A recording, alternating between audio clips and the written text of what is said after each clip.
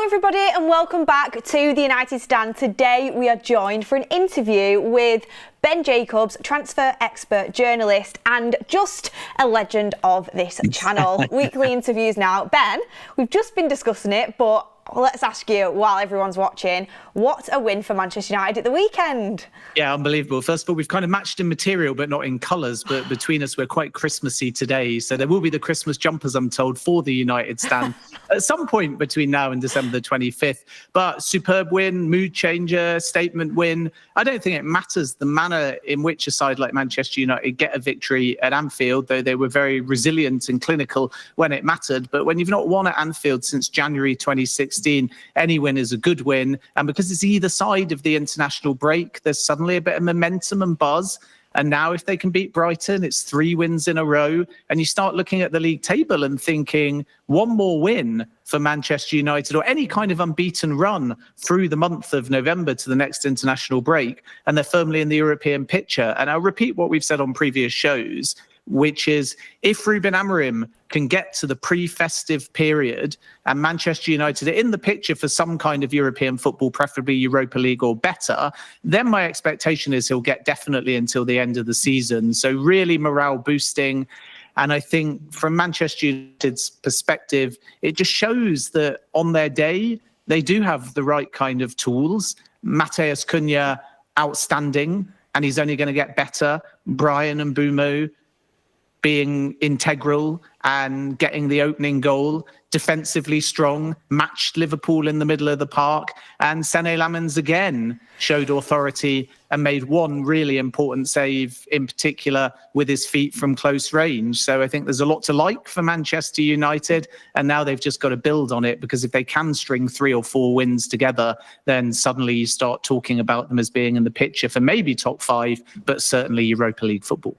Yeah, you're getting me excited. It's amazing how the tables can turn. But a win at Anfield, especially like you said, since you've not done it since 2016, it's monumental for Ruben Amorim, especially considering his run of results. And I just really hope Manchester United can get these wins together now and go on that run that you speak about. I mean, things could be talked about differently if you didn't get that result, but when you look at the performances, when you look at now how this team is gelling, you can look at the summer recruitment and say, you know what, we've made some really good recruits there. Okay, yeah, we didn't do everything we wanted to do, but that's what the next few windows hopefully will be for, and we can get there sooner rather than later.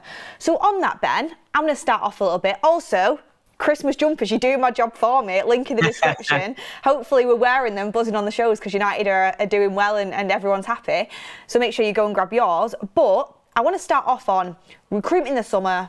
Matheus Cunha, like you said, Brian and Bruno, Sesko for the future, Lamens already looking good. Everyone's happy with that right now. But there were some parts missing, midfield being one of them.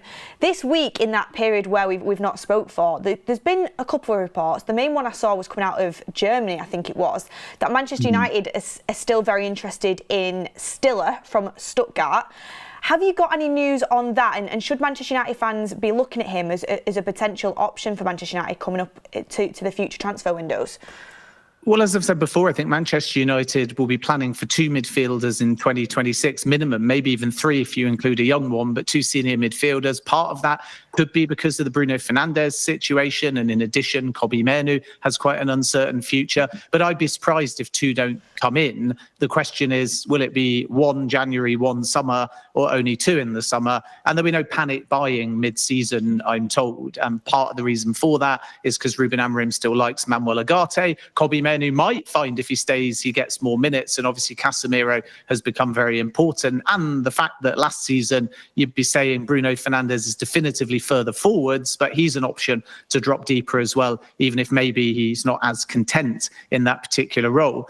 Regarding Angelo Stiller, I broke the interest in the middle part of the summer, but it was never as advanced as some had suggested in the final days of the window, because Stuttgart simply didn't want to sell, nor did they have to. The release release clause is active in 2026. It's £35 million or around 40 million euros. But the one caveat to that release clause is that Stuttgart can buy out the release clause if they pay 2 million euros. And then, of course, he'd be more expensive in the market. So I'm not expecting anything in January for Stiller and Manchester United, nor do I think that any talks of note have really started in the build-up to the winter window opening. But in the summer, one to keep an eye on, much more affordable than a player like Carlos Baleba, much more gettable maybe because of the release clause or simply the price being lower than somebody like Adam Wharton, who Manchester United really like. Elliot Anderson is obviously there on the radar. We can speak about him, but not something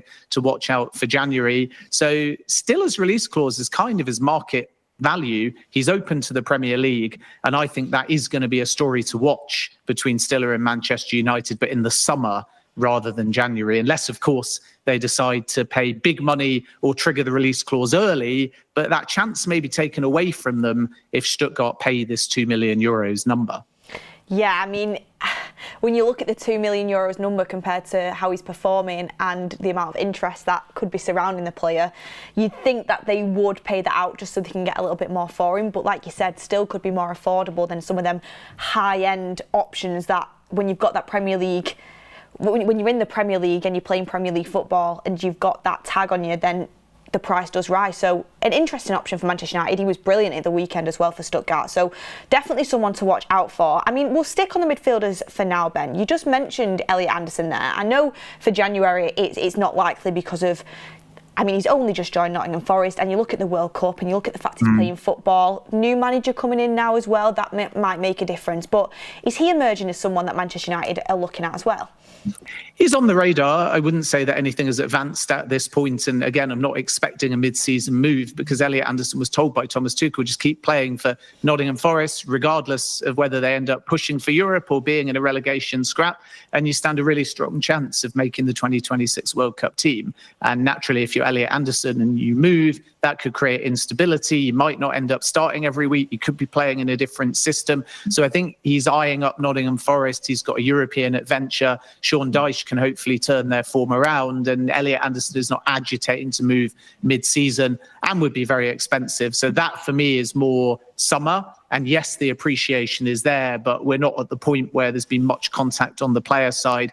And in addition, no club-to-club talks, whereas with Baleba, for example, some of the legwork has been done if they choose to bid for him during the summer. On Baleba, Brighton have entirely ruled out a January exit. So again, that's one that Manchester United have to be patient on. And I think Baleba and Wharton may be interested in Manchester United, but they'll also want to play ideally Champions League football. So you've either got to do what they did for Cunha and Bumo and sell the club and its long-term ambition and chances of being in the Champions League regularly, or if you can't, there may be other suitors that come along that can offer instant Champions League football, which is why it's going to be important that Manchester United are in that European picture and sooner rather than later. And I think when Manchester United held talks on the Baleba side, as interested as the player was, they did that to try and jump ahead of the market because they know it's going to be a mad scramble for Baleba. If Wharton doesn't sign a new Crystal Palace deal,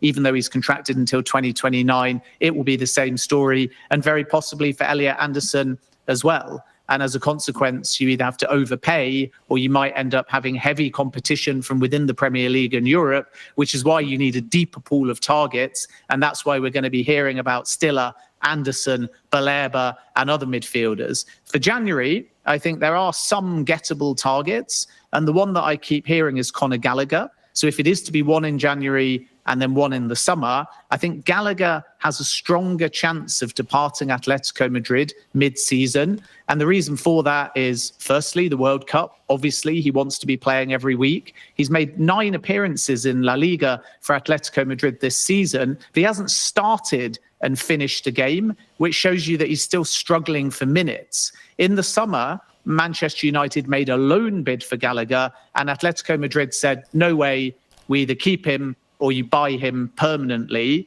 Now there might be a possibility in January that the stance has softened. And if Atleti open the door to a loan formula for Conor Gallagher mid-season, I think that's a deal that Manchester United will do. If they're to buy him, the price is in excess of £35 million, and it remains to be seen whether Manchester United choose to spend that money in January. But if it is one January, one summer, keep an eye on Conor Gallagher mid-season. That's a bit more feasible. And then some of the other names that we've mentioned are all anticipated to be summer rather than winter potential signings. It's an interesting one, isn't it? And you took the words right out of my mouth, because Gallagher was where I was going to next, because it felt like this summer was very much a strikers market.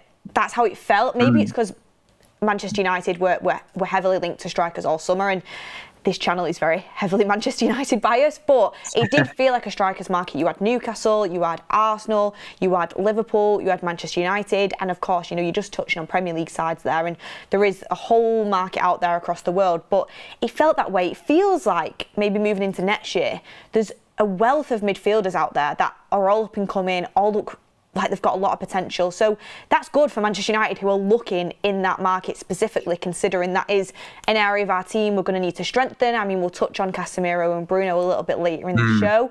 But I wanted to ask you this, and it kind of coincides with the Conor Gallagher question. If Manchester United need European football, and you won't always need it, because Cunha and Mbeumo are examples, but if Manchester United need European football to try and attract the top talents when there is competition, if they are in and around European places around that January transfer time, it would make sense to maybe strengthen so you can ensure that you get that Champions League football to then get your targets in the summer. So therefore, even if the targets that aren't at the top of your list are available in January, you might look to do something like a Conor Gallagher to ensure you strengthen to get that Champions League football, potentially. Yeah, and obviously that's the club perspective, but unfortunately January tends to be a seller's, not a buyer's market. And yes, it's all very well saying logically, if you're only thinking about it from Manchester United's perspective, go and get these players early, jump ahead of the market, and then be stronger in the second half of the season. But they have to think about PSR and whether they can afford that kind of outlay. Because if they move for a midfielder after the month of June, they can put that outlay onto the next financial year. Whereas if they buy in January, you're looking at treading quite a tight PSR, I think, position. So that may be a consideration as well, which is also why if you can make the formula a loan and the option or the obligation doesn't tie you down into this financial year, that's another aspect to all of this too. And then it's just whether the player wants to move, because you may say as Manchester United in pitching, come now or we'll move on to another target in the summer. Come now and you can get us Champions League football or higher up the table. But that player may say, actually, in the summer, I'm going to have 5 suitors. And by that stage, I'll know exactly who's got what. So this is the challenge that most buyers, we're not talking specifically about Manchester United, are at more of a disadvantage in January, and the seller has all of the ascendancy, and players as we head into a World Cup year are more reticent to make a move, because even if it's something they want, maybe they think that that club will wait, and also they don't want to disrupt their football life in the build up to a World Cup. And I think that's more pertinent to the kind of players that are on the fringes of Thomas Tuchel's World Cup squad or another country, or are just young and are thinking stability is going to be best. And that is what makes January, in a nutshell, relatively challenging, in my view. The flip side is that if we go back to last summer, Liam Delap's point was, I want instant Champions League football. And therefore, he turned down Manchester United after they lost to Spurs in the Europa League final and went to Chelsea. And that was because he wants to be at this World Cup. So he's got one season to play. Unfortunately, he's gone and got injured, but he felt like that Chelsea move was more games, more opportunities, Champions League football, better chance of getting that instant call-up.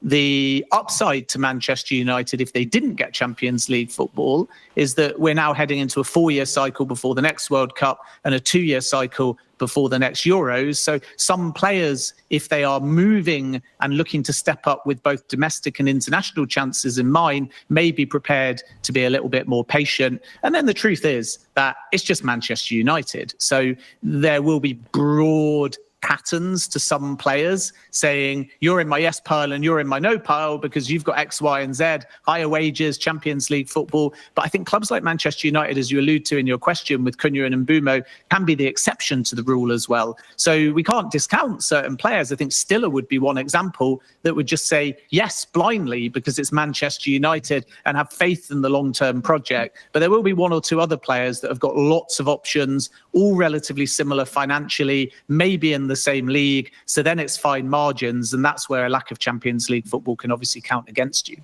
Yeah, thank you very much for that insight. We've got a couple people, well, more than a couple, putting their super chat saying, remember everyone, if you have a question for Ben, make sure you get your super chats in so we can get it to him. Also, smash a like on the video if you've not already. The B&B show every Thursday, 2 p.m. Love it. Still haven't had that breakfast though. No donut, no orange juice. I mean, I don't want to reveal your plans, Ben, but we might see each other in person sooner than people think. So spoiler alert. Maybe we can make something happen. Maybe. I'm only coming though now if there is both a bed for me and some breakfast on the show. Right, let me just...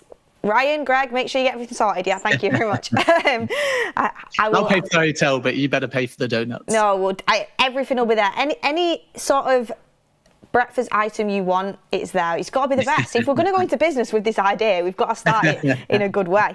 I mean, we better do the show earlier too, because I don't think most people are waking up at 2 p.m. looking for their breakfast. Oh, that's true. That is true. It would be like a little bit of a brunch vibe, even though it's past lunchtime. Everyone make prefers brunch to breakfast anyway. Yeah, we can make it happen. Brunch or breakfast, get in the comments. JP Sahar says, Mark mentioned summer move will be difficult since the World Cup next year. Should do low move with a potential buy, like Gallagher opinion. Well, we spoke about Conor Gallagher, and yeah, that's a quick question I'll bring in based off this super chat.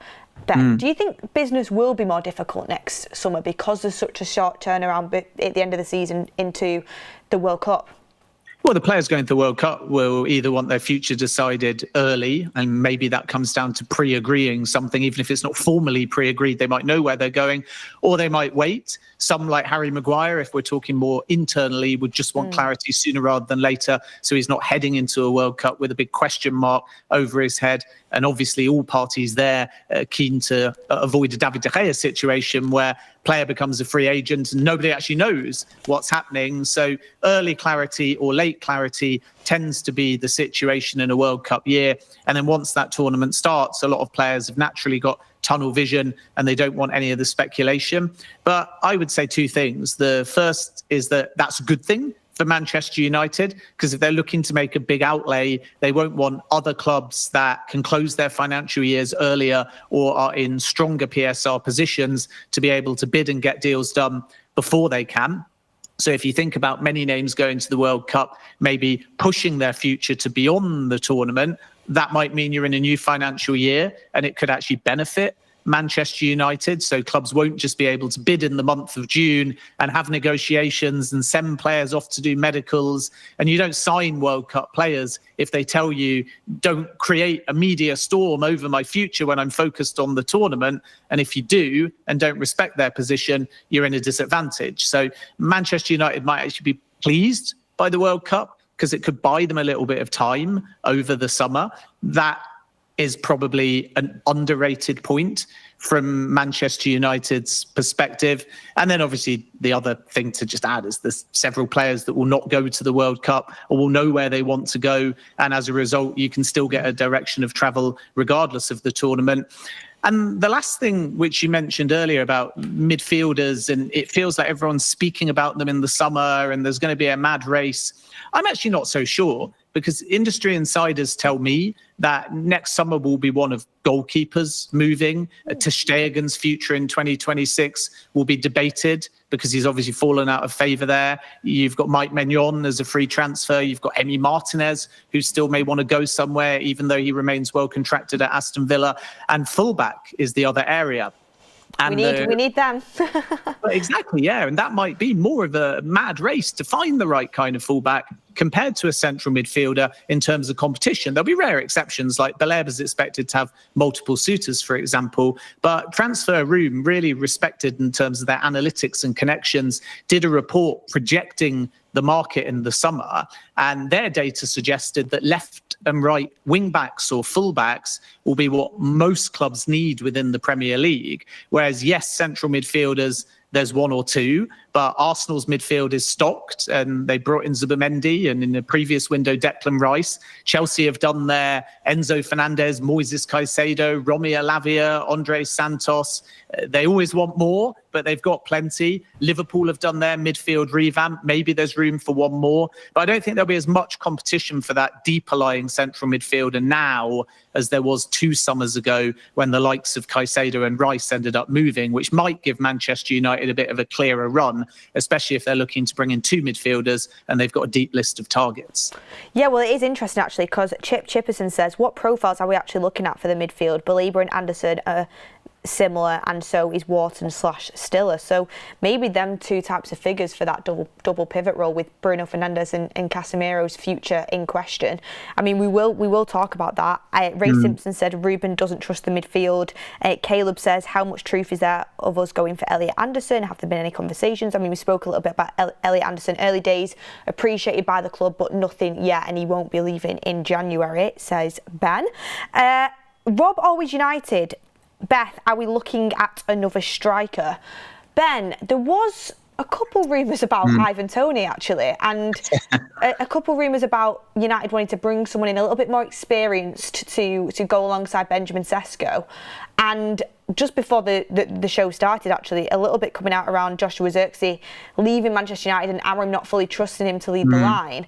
I mean, can you explain and break down the striker situation? And do you think Manchester United will look at another striker at some point in the near future? Yeah, so just before the strikers, to take the profiles, I think fullback, and it might seem odd that left-sided fullback is a priority given that they're quite well stocked there, but that's the side I'm told, although anybody coming in would be quite comfortable playing both sides. And then the midfielders, my feeling is that if Bruno Fernandes went, they would lack a creative metronome type midfielder, even though we know that Bruno Fernandes loves to get forwards. But if he's being in this deeper position now because of Cunha and Mbumo, then Ruben Amorim will be satisfied with his 10s if you add Mason Mount to the mix as well. So I think you'd be looking at one athletic box-to-box midfielder that, a bit like Moises Caicedo, might be classified as a 6, but basically can do a bit of everything. Fast, athletic, tenacious, ball winner. That's probably the most urgent priority. And then instead of, should Bruno Fernandes leave, or if Casemiro departed, but remember they've got a 1-year option when we get to this summer, or alternatively if Mainoo left, then instead of just adding another deeper lying midfielder, it would be a creative player, but maybe one that's used to being more creative from a deeper position, so can get forwards into more advanced areas and score goals, but ultimately is that deeper lying passer and somebody that can really pull all the strings, but is still rigid and has defensive principles, i.e., if you can find it, the next Toni Kroos. And then in addition to that, the next Moises Caicedo. And there are names out there, but those are the kind of profiles I think they're looking at. Coming back to the striker, there is a very realistic chance that Joshua Zirkzee leaves Manchester United in January. And the player's perspective, a bit like Mainoo, is he wants to go out on loan to boost his chances of playing for the Netherlands in the World Cup. And now we have to understand whether Manchester United will allow that, or whether they'll say exactly what they said to Mainoo, which is that you've got to stay. I'm not hearing much in terms of suitors that want to buy Zirkzee outright, and I'm also not hearing much in terms of industry clubs thinking that the valuation will be worth their while, and as a consequence it would likely be something that opportunistically a club goes to Manchester United with player buy-in and sees whether they'll soften a position on allowing Zirkzee to go somewhere, whether on a straight loan or who knows, there could be some kind of option included. But I'm not anticipating an outright purchase of Joshua Zirkzee in January because of Manchester United's price valuation and not looking to make a book loss. And in addition, Ruben Amorim really likes Josh Zirkzee, but he likes him as a squad player. He likes him as somebody that doesn't have to just lead the line because it's Šeško and then seemingly it's Cunha. And as a consequence, if you also factor in Chido Obi and his long-term development too, Zirkzee's falling down the pecking order as a potential target man number 9. But across the front line and coming off the bench, he offers a lot because he defends from the front and his attributes are a bit different to some of the other players at the football club. So if the player was happy, then Manchester United would be happy. But the player's not happy because he wants to play more regularly. And as a consequence, there remains a realistic possibility that he goes somewhere in January. West Ham's interest is genuine. And I can guarantee you that West Ham United will add a striker in January. It's their top priority. Yes, they want a midfielder and a defender, but a striker is their top priority. So a loan for Zirkzee would be something they would be very interested in. Talks haven't yet started, but keep an eye on that one in the build-up to the January window opening. Roma could be a possibility, I'm told, as well. And Evan Ferguson might end up going back to Brighton. He started really well, but the goals have dried up. So there may be a possibility that Roma look to add another striker, and still PSV are there. They'd love to do a loan and bring Zirkzee back to the Netherlands. But at this stage, it's all about cost because they'd have to cover 100% of his wage. And I'm not so sure that that's as viable as the other two clubs that I've mentioned. Yeah, I mean, I like Joshua Zirkzee, but he just doesn't seem to be able to get any minutes, especially with no European football, going out of the Carabao Cup so early. It is difficult for a player, especially in a World Cup year. I understand that.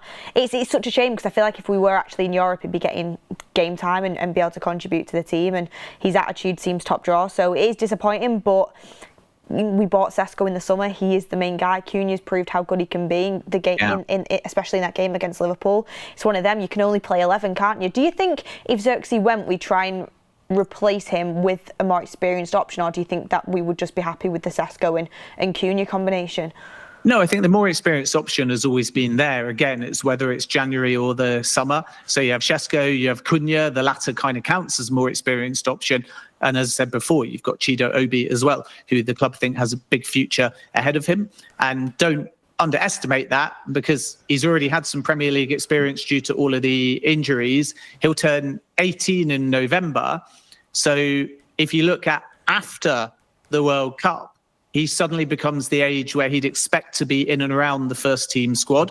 So buying another young striker would ultimately stifle somebody's pathway, even if Zirkzee ends up leaving.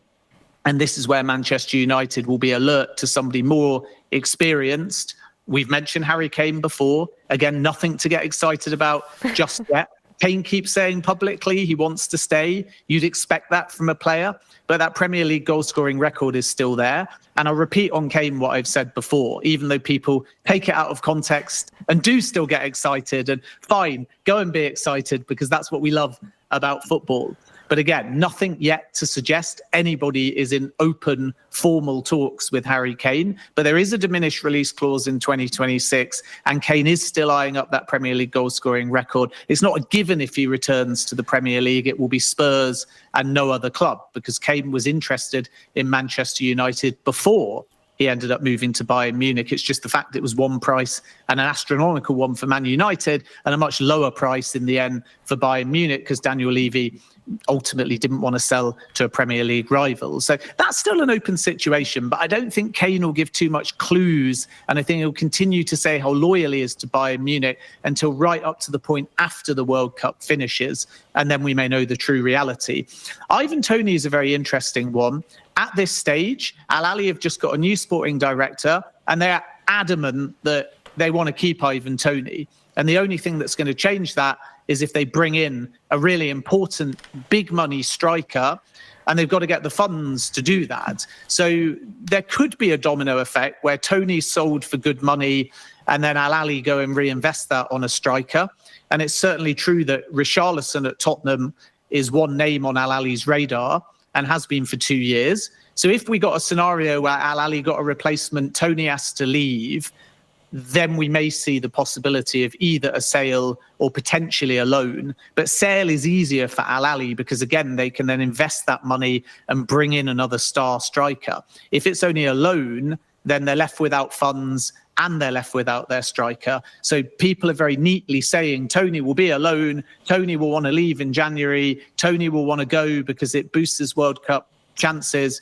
I don't think it's that simple, because I think Al Ahly are going to complicate the situation. And every time Toney's asked about his future, or every time Toney sees a media report, he seems to respond or post something on his social channels, reiterating time and time again that he's actually very happy in Saudi Arabia. And we mustn't forget that he did get an England call-up during his time at Saudi Arabia too. So it's an open situation. We can't discount something happening in January. And if it was to be a loan, I'd expect several Premier League clubs to be there, because it's fantastic value. It's an older player. It's short term. It's a proven Premier League goal scorer. But Al Ahly, I think, are going to put up more roadblocks than people realise to a mid-season exit. So it's one to watch for sure. And then if we flash forwards even further, maybe more of a realistic chance that if Toney wants to leave in the summer, at that point, with more time to find a replacement, Al Ahly might not stand in his way, but that would have to be a permanent transfer. And again, it is the kind of profile on paper that Manchester United might explore: a more experienced striker, somebody that wants to play, but understands in a long season there'll be other players coming through as well. But before Manchester United make that determination, if it's to be the summer for a striker, rather than a loan in January where they don't have to commit as much, they want to see how Benjamin Sesko does. They want to see whether Matheus Cunha plays a lot of time at number 9, because it's all very well saying now you'd take Ivan Toney next summer, but if Sesko goes and scores 25 goals and is clearly the main man, if Cunha adds 15 to 20 goals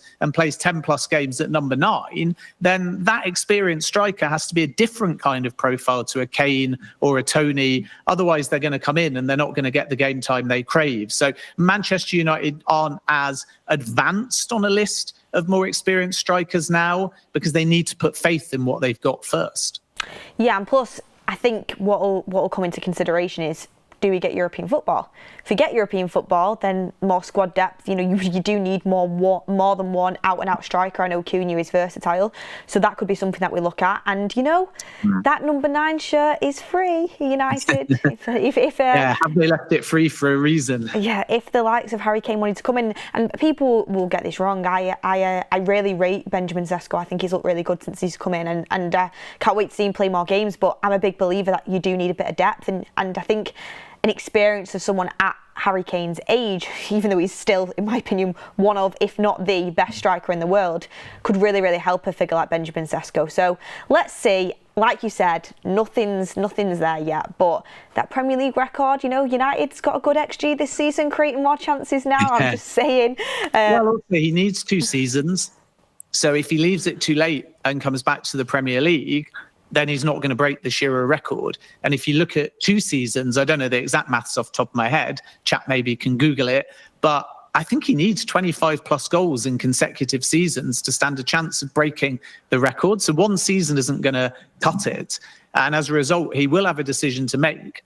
And that's why we have to be, I think, quite open and patient, because in a perverse way, Kane's going to say everything about staying at Bayern. Kane's going to dismiss any speculation. He's done that his whole life, by the way. Even when he was linked with moves away from Spurs, he's very respectful to the club he's at. And him and his family are very happy in Germany. But the reason I say in a perverse way is, if Bayern go and win everything, if they won the Champions League, if they did all the domestic honours, he might feel like he's completed everything at Bayern, and then you go. Alternatively, if they have some near misses and his numbers are good, he might feel that staying at Bayern is a great opportunity to go on and win the Champions League, doing that extra year. So I don't think we'll know the true reality of what Kane's really thinking until we see what Bayern have won this season. And the more they win, the better news it might be for Premier League suitors. And I don't think we'll get a true picture of where Kane's head is at until after the World Cup. Come on, Bayern Munich. Cheer them on. You're not in the Champions League. Exactly, that's what I mean. We're not in it. So Man Utd fans can support Bayern, win the Champions League, and then, he might come back. I mean, speaking of Bayern Munich and the Bundesliga, now would be the perfect time to remind all of you lovely people that That's Football do have the rights to Bundesliga on a Friday night. It is live match footage every Friday night with Goldbridge when Bundesliga is on. So you get Goldbridge, usual, watching the game with you, but you actually get to see the games. Great to see new up-and-coming players, and it's an exciting league as well. Friday's game, so tomorrow's game is Werder Bremen versus Union Berlin. It starts at 7:15. Make sure you get yourself across to that. So thank you, everyone. Make sure you go over, look at That's Football, subscribe, notifications on, and go and watch that tomorrow. Ben, let's move on to the next topic, and that is, I wanted to just circle back a little bit to Bruno Fernandes, because there was some reports coming out that if Manchester United didn't get European football this season, that he would look for a move away to a European club, not Saudi. It would have to be a European club. Is there anything in them reports? Well, what we learned over the summer was that Bruno Fernandes was committed to at least one more season at Manchester United. So when 3 Saudi clubs came calling, they all got the same intel. Al Hilal were the most advanced. He was tempted. It wasn't the right timing. It wasn't right in a World Cup year, and it wasn't right for his family. And then obviously you have Ronaldo's Al Nassr, and again, same answer. And to an extent, Al Ittihad, but they could have never signed Bruno Fernandes because both Fabinho and N'Golo Kante ended up staying. Flash forwards, and Bruno Fernandes will decide, based on where this Manchester United project is heading, what his role is. And I think, as he said last summer, and before he signed a new 5-year contract, where Manchester United also feel the best value is. Because there could be a situation where Manchester United get an offer that is good enough for them, and they say it's better to sell now than do one extra season as well. Which might sound like an odd thing to say because he's so valuable. He's the captain of the football club. I don't think anyone at Manchester United would be thinking about an exit. But if his exit can facilitate 2 big money midfielders coming in, and Mbeumo and Cunha and Mount are working at 10, then all parties may have to have a very frank, open and honest conversation, even though at the moment, nobody within Manchester United is even thinking about a Bruno Fernandes exit, because again, he's so valuable to the football club. But things can change within 12 months, which is why it's quite a dangerous period of the calendar to be speaking about players' futures, because unless they're negotiating a new contract like Harry Maguire is, we won't really get the true picture until April, May. And that's when Bruno Fernandes knows what Manchester United have got, and Bruno Fernandes knows what Manchester United are thinking about doing in the market. And then from there, they'll likely sit down and decide. So Fernandes isn't ruling out staying at Manchester United, but he's open to offers in the summer. That's not to suggest he's got one foot out the door, but he was open to offers last summer as well, which is why his agent flew over to Saudi Arabia. Regarding where those offers are, yes, a big European club, like when Kevin De Bruyne left Man City for Napoli, would be of appeal. I respect other journalists that say Fernandes has categorically ruled out Saudi Arabia.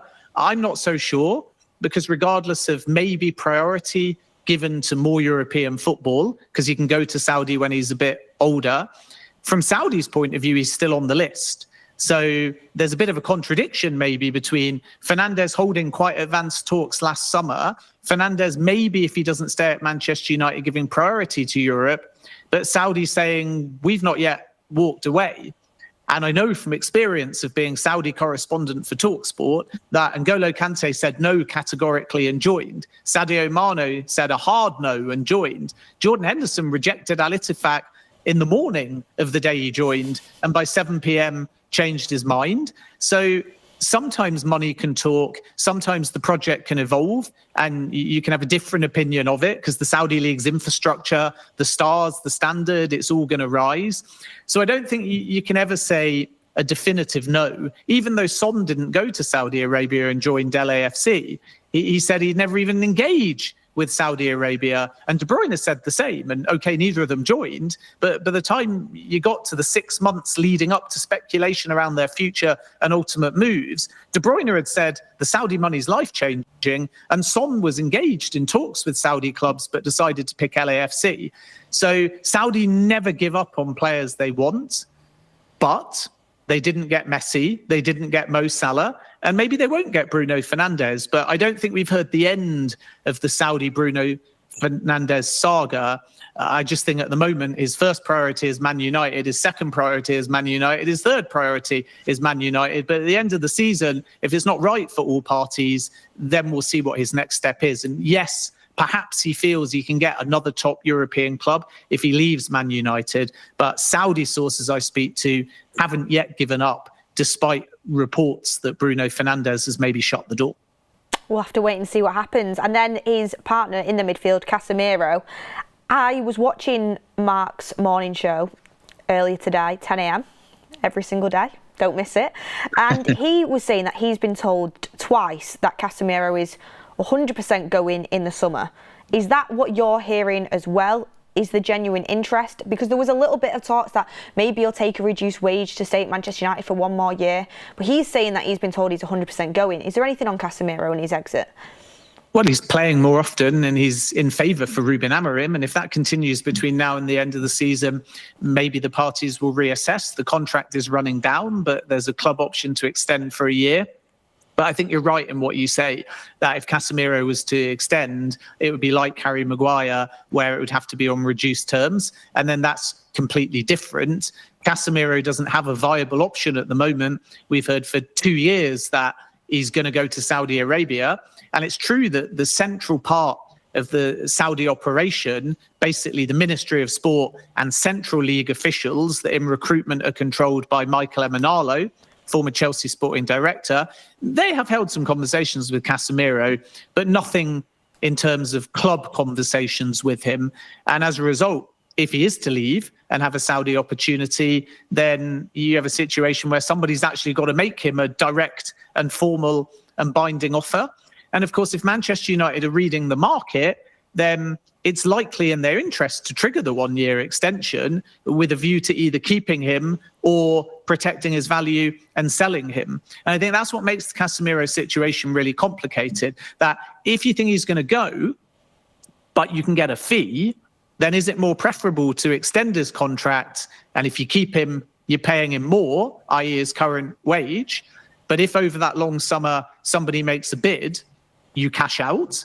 Or do you just let the contract run down and get the wage off the books, which is equally as beneficial? Or do you have him reduce his wage, which is the plan in an ideal world with Harry Maguire, who maybe we can talk about in a moment, but then you're committing to Casemiro in a window or a year where you may add 2 other midfielders roughly in his position. So I think this internal conversation is still going on as to what's best.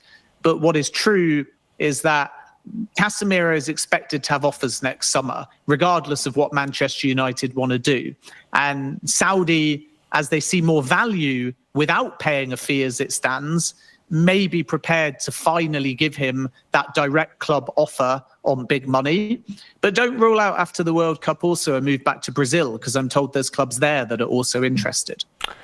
Well, we'll have to wait and see what happens with Casemiro, but I think when you speak about the midfielders we are interested in, it kind of makes sense to pass that baton on with the wages on, but let's see. I mean, keep getting your comments in, everybody. Smash a like on the video if you've not already. I've seen a lot of people ask about the ownership situation and the sale. We will get onto that. I am moving there. I just want to ask about Harry Maguire first and foremost. I mean, legendary status, that goal at Anfield, and he's got a habit of coming up with them goals, them clutch moments for Manchester United. Is there anything on Harry Maguire potentially agreeing that new contract with Manchester United on reduced wages? Where are we at with that? Yeah, he hasn't received an offer yet, so the formal talks haven't started, but initial talks are underway.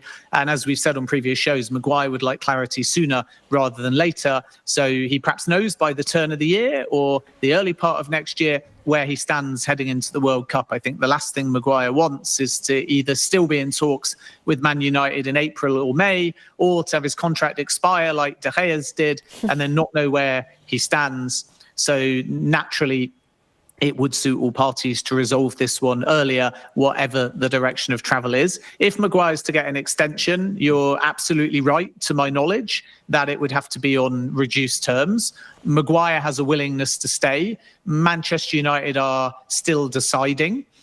And again, if he stays, it won't definitively mean staying, because if they can extend him early and on reduced terms, then great, because it's cost effective, he's valuable on and off the field, and he can score big goals, as he proved at Anfield. But if they extend him early and then there's still some interest and Maguire thinks that's right for him, then Manchester United wouldn't necessarily stand in his way and they'd be able to bring in some money because he'd no longer be a free transfer. So extensions are not always definitive that a player will do the extra year. They can be simultaneously about protecting value and also still having the option of that player as well. And the earlier you do that, the more everyone knows where they stand. So I'm expecting more clarity on Harry Maguire before the year is out or by the early part of next year, because again, the player simply doesn't want to be engaged in formal talks over will he stay or won't he stay, and not knowing where he stands heading into the business end of the season and heading into the build-up of the World Cup. Yeah, I mean, I think that goal against Liverpool has definitely put him in good stead. But I know it's a big process, and it's something to think about because of his age and where he's at in his career. But I think as someone with a bit of experience, if he would be willing to take them reduced terms, it definitely help the dressing room in terms of what he can bring in both boxes. I know he's not always a starter, but we'll have to wait and see what happens there and how that all pans out. You never know, like you say, you could have the contract and then he could be getting sold. We'll have to wait and see. Yeah, but also if he's doing well, he's scoring, he's becoming a cult hero, his value to the football club goes up. So you can understand why Harry Maguire may be saying age is just a number, and the number you should be looking at is how much I'm contributing, how many clean sheets, how much leadership, and how many goals am I scoring. And you will also have other clubs who, as he heads into the period where he can potentially pre-agree a deal, will be offering him equivalent wages to at Manchester United or higher, especially if they're clubs outside of Europe like Saudi Arabia or MLS. And then suddenly Maguire gets leverage. So I said a moment ago, Maguire wants it sooner rather than later, but it's also in Manchester United's interest to put an offer on the table before the January window opens, because after it, Maguire may have counter offers that are better or are higher because he can get a sign-on fee, he'd be a free agent. So this is why I expect some kind of movement between now and the end of the year. I don't know if it'll be done before January the 1st, but I think Manchester United and Maguire are intent to explore it and advance it and get to the point of making that first formal offer, because as soon as Maguire gets leverage, then Manchester United may actually face more of a challenge to get him to reduce his wage. Just quickly, and this is kind of in topic, but it's a bit of a stretch. I just want to ask you from my own personal point of view, because I really like this player. Marc Guéhi, I know there's no links to Manchester United yet, but is it like, we know he's told Crystal Palace that he's leaving at the end of the season, he's going to leave on a free transfer after not getting his Liverpool move in the summer. But do you think it's tunnel vision for Liverpool? Do you think that is where he'll be? No, because as it stands, he's going to be a free transfer. Let's see if somebody made a nominal offer in January for him to leave mid-season. But I don't think Crystal Palace will entertain that. And again, I think Guéhi's thinking, if I just captain and play for Palace all season, I'll be on the plane to the World Cup. Then suddenly he's a free agent and he won't mind that because he can get a bigger wage, a better sign-on fee. And as a consequence, you will have more than one suitor for Marc Guéhi. I'm not aware that Manchester United are in the mix for him at this stage. Liverpool, of course, is one option, but there'll be several others as well. There's interest from Spain, for example. And that's simply because when you get a player of his age and talent and very experienced in terms of Premier League minutes for that age, it's not just going to be a clear run for one side. But in the summer, Guéhi's heart was set on Liverpool.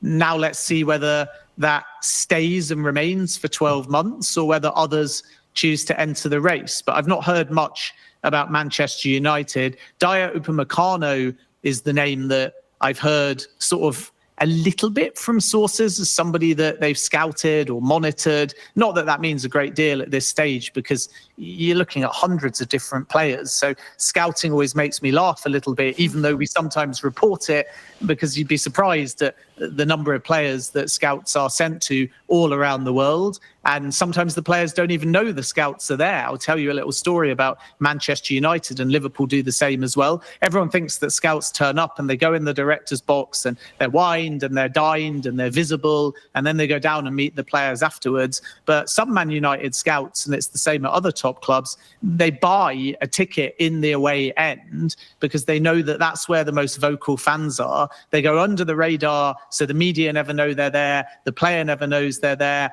and then they sit and they listen to the away fans. What are they saying about the player? How are they reacting? Do they like the character? And they get a completely different perspective. And then maybe they meet the player and his family off the radar and away from the game, and other rivals and media don't even know that they were there. And it's much more of like a covert mission. So as a consequence, if we think 100 players are scouted, there might actually be 500 players scouted. But I only raise that because you might be in the away end and unbeknown to you, a scout might be right behind you. But Upemacano is one name I know that Manchester United quite like, but I don't think they're that advanced yet on what kind of defender they're necessarily looking for. Much of the work at the moment is the midfielders, and if they can get one in January, and then this debate in the long run for the summer over a number 9. But of course, there is a very strong chance in summer 2026 that one, if not two defenders arrive. It could be a centre-back and a left full-back, or it could be one versatile defender that can play both centre-back and full-back. Is there any names on the full-back area, Ben? I know you've mentioned it a couple of times that we're looking on that, especially on that left-hand side. Yeah, nothing major at the moment. I think it's sort of going to depend on how the season pans out to an extent. Obviously, with Upemacano, he's a centre-back, so doesn't really fall into this category. I think Anthony Robinson at Fulham was looked at during the summer. Age and injuries are, to some extent, perhaps prohibitive there. I'm still relatively surprised that nobody came in for him, and there was some Saudi interest and they never made a bid. But a profile like that, I think, is going to be the type of player, even if it's not him specifically, because Ruben Amorim, again, wants that athleticism, wants the ability to have a player that is comfortable in a more defined role, but definitely can get forwards, and then obviously also has the pace and the athleticism to come back. But let's see whether or not they move on the left-hand side, because from what I hear, Diego Leon is doing really well, and there's a big future ahead of him. And there are current other options on that left-hand side too. So they may take their time and again see how certain people perform and how the season pans out. But it's relatively quiet on that full-back front at the moment. But I do think by summer 2026, it will be an area where Manchester United strengthen. Thank you very much. And then a question that keeps coming up, even though the news has died down a little bit, Ben, and it's on the ownership side. We keep hearing lots about the drag-along clause. We have spoken about it a little bit on the show before as well. But can you explain where that stands and whether it could realistically be triggered anytime soon? Is there anything on that drag-along clause? Yeah, so I'll kind of give you an overview. We did this on the last show, but my internet was so bad that I'm sure half of you missed what was actually said. So I think now, as is quite widely reported, the interest in buying Manchester United comes predominantly from the UAE. The group haven't made any offer to the Glazers. They haven't even engaged in talks. So it can be simultaneously true that Manchester United are quite in the dark, and yet there is a consortium out there that is building. And Turki Al Sheikh's tweet got everyone excited. The word advanced was misleading. And although the consortium are maybe getting advanced in terms of where their money's from and what it entails, it's not advanced between a bidder and Manchester United. In fact, quite the opposite. The Glazers are still waiting to see whether anything actually materialises. And we still don't know whether they would sell imminently, i.e. within the next 2 years or less. But within the UAE, what this consortium, as they build, have done is gone to ex-Manchester United legends, including, as I revealed, Eric Cantona as a possible ambassador, not at Vesta. We've heard David Beckham mentioned as well. I have great respect for other journalists, so I'm not here to shout down anyone's reporting. You may recall when I first broke this on TalkSport, I said a series of ex-Manchester United legends have been approached. But I have my doubts about David Beckham, because when Sheikh Jassim approached David Beckham and when Qatar 2022 approached David Beckham, he was willing to do stuff, but only after Qatar won and only after, and he didn't, Sheikh Jassim one. So I'd be surprised if David Beckham considered putting his name or his endorsement to any potential bidder for Manchester United until the point came where they were actually in the club.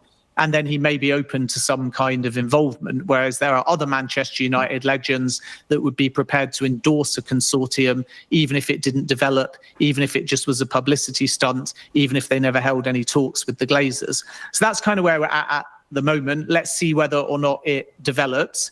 The Glazers still value Manchester United at a minimum of £5 billion, not dollars. And as this new stadium project gets off the ground, that number's only going to go up and up and up. Then relating to the drag clause, it has a few requirements.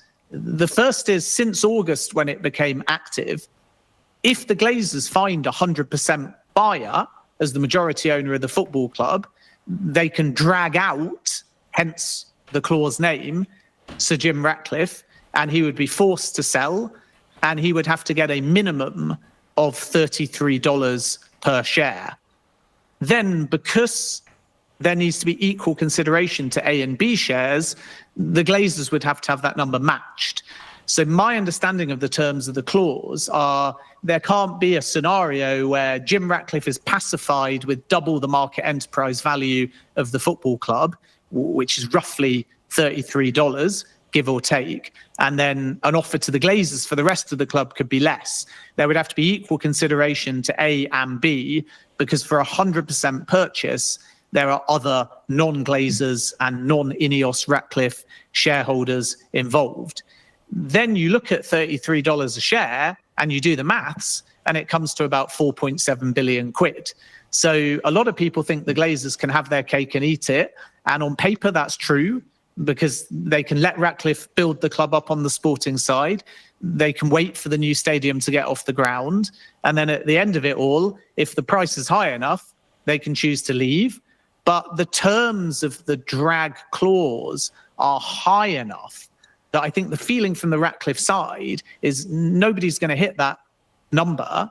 And even if they did hit 33, which would force Ratcliffe out, the Glazers would say it's got to be even higher than 33, because 33 a share is about 4.7 billion, and they want a minimum of 5 billion. So it seems to me like, having dug around a little bit, the drag-on terms are not necessarily as preferable to the Glazers as people have implied. And it's not as simple as somebody's just going to match the 33 and then Ratcliffe's going to get booted out after laying all of the foundations. I think the number the Glazers would be looking for is high enough that actually the clause may not be particularly relevant here, because the Glazers may reject things that align with the financial terms at minimum of the clause and still seek higher and higher and higher. And given the only way they're going to get higher and higher and higher is Man United being in the Champions League, Man United winning things, the new stadium getting off the ground, people within the industry still feel it will be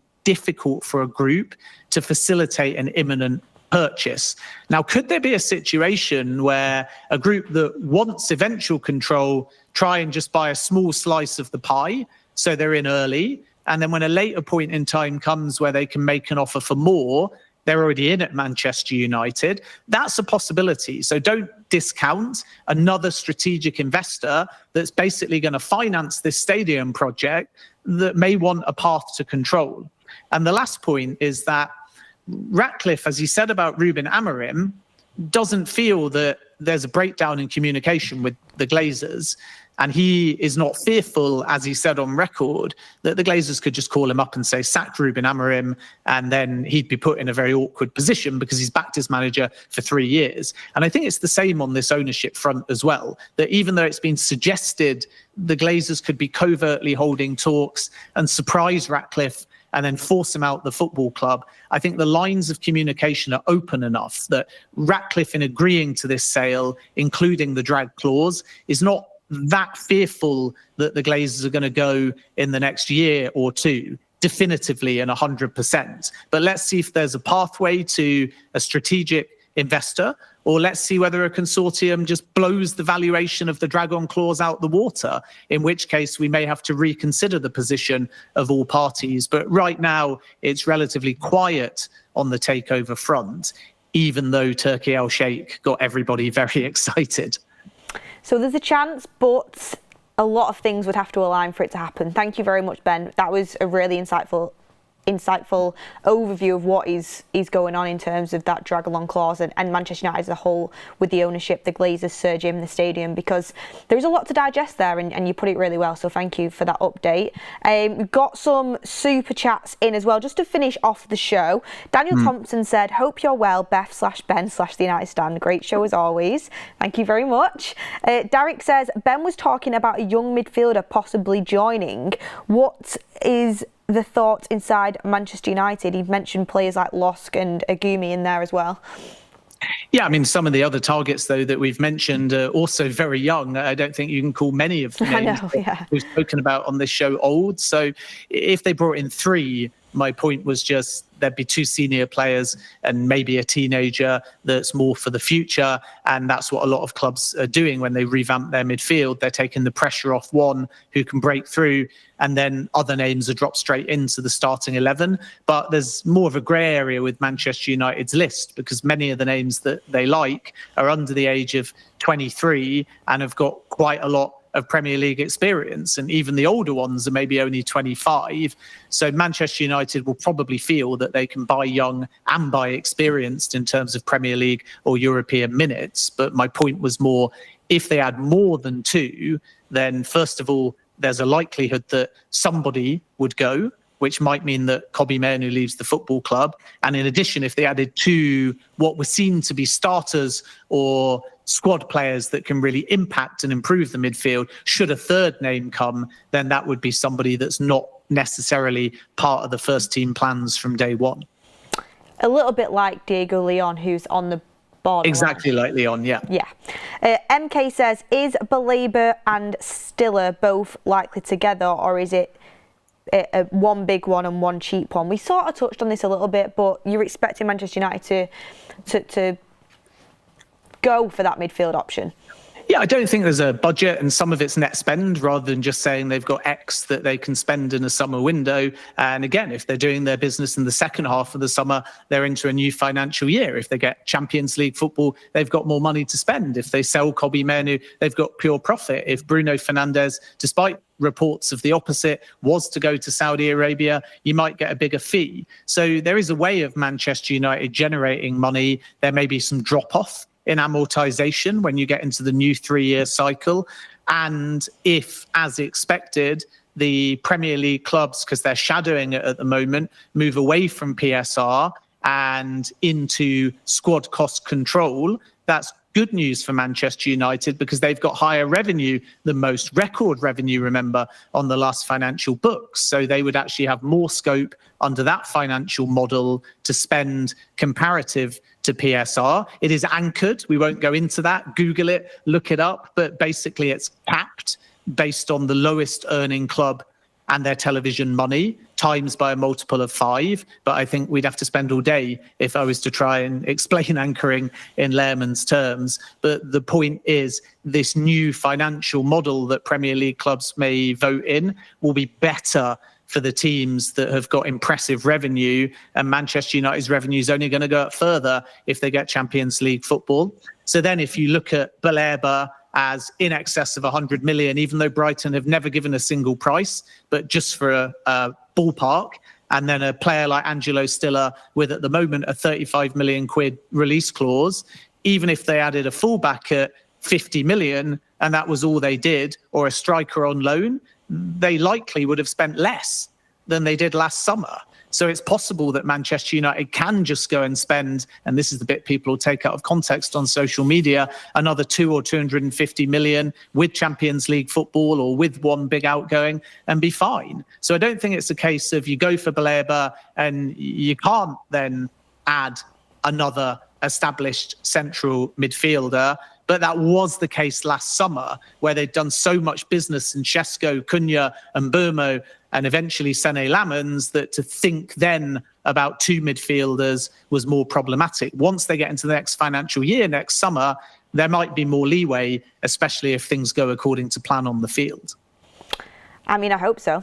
I really, really hope so. And I hope that the recruitment goes in the same direction. I do think we missed out on certain positions like a midfielder and a wing back in the summer, but I am really happy with the names that I've brought in, especially when United's track record over the years hasn't always been amazing in the transfer window. This year, I hope next summer goes in the same direction in terms of the types of figures that we're going for, the characters that we're going for, and with the talent to go with it as well, which is what Manchester United have got.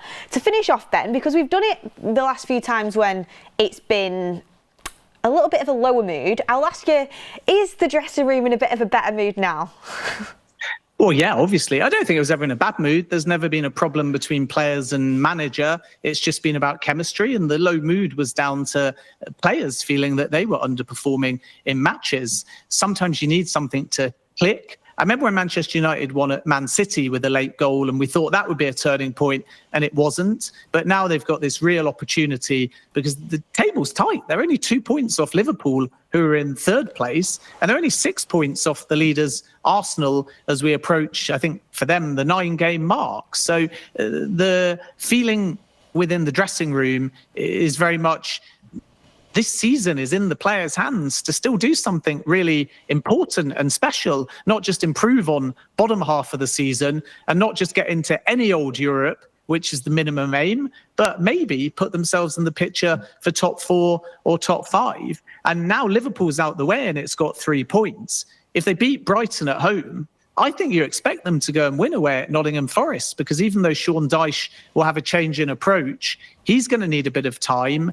And Nottingham Forest are not gelling. They've got a big squad. They were really poor in the second half against Chelsea. And luckily for Man United, that game at the City Ground is not the first for Sean Dyche. So maybe the new manager bounce is over. And then you go away at Tottenham, who have had a little bit of a lull and have been quite unpredictable of late too. So we might get a situation now where Manchester United come the next international break are table-wise where the fans and where the hierarchy think they should be. And the players know that. And from what I'm told, the aim is simple. Go on a winning run, obviously. Go unbeaten between now and the next international break. And if they do that, they'll probably be in the top 5 by November, and then the season has a completely different complexion on it. I would love nothing more. But the last and final question that I'll ask you is, do you think United can do it on Saturday?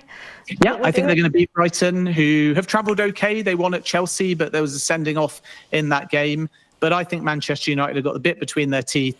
I think Cunha and Mbeumo are really going to get going. I think Mason Mount is going to be important this season. I think Benjamin Sesko has a bit of pressure alleviated from him because Cunha can score and Mbeumo can score. Harry Maguire can score. I expect them to go and beat Brighton. I think they'll get a clean sheet as well. And then from there, if it's 3 wins in a row, you start to think suddenly that this Amorim ball and this system can work, which in fairness to Amorim, is what he said all along. Love it. I absolutely love the positivity, Ben. A great show, a great chat with you as per usual. Everyone give up for Ben in the comments. I've seen all the lovely comments, by the way, everyone. Thank you so much for all of your support. Smash a like on the video if you've not already. And I'm going off what Ben's saying. If you want to see Manchester United beat Brighton, make sure you tune in to the United Stand on Saturday. It's a 5:30 kickoff, but all your coverage will be starting from 2:30. We are live with Countdown to Kickoff. There'll be a road trip before that. Goldbridge will be live with the watch along as well. Make sure you are there. And then on Sunday, big game on That's Football, Arsenal versus Crystal Palace. 1:45 we are live, 2 p.m. kickoff. I mean, it's a mega weekend of football once again. I can't wait for it. But last thing to say, Ben, is thank you very much. Always a pleasure. See you next week, maybe in person. Maybe in person. We'll see. Thank you everyone for watching, and we'll see you next time.